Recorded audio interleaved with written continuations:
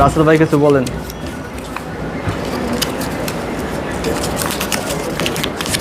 রাসেল ভাই হচ্ছে আমাদের ওয়ান অফ দ্য সিনিয়র একজন স্টুডেন্ট। ওনাকে আমি বেশ কয়েকবার আমি যখন স্টুডেন্ট হিসেবে ছিলাম তখন থেকেই আমি ওনাকে দেখছি।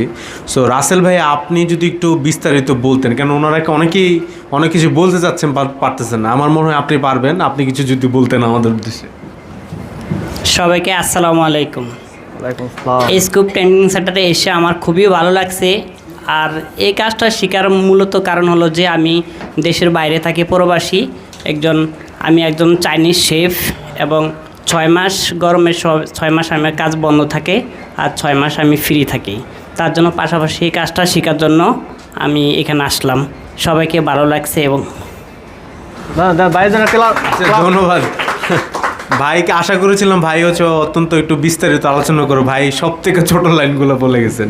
তারপর যা বলছেন ধন্যবাদ। পরবর্তীতে ডেকে নিয়েছি মিনহাজুর রহমান।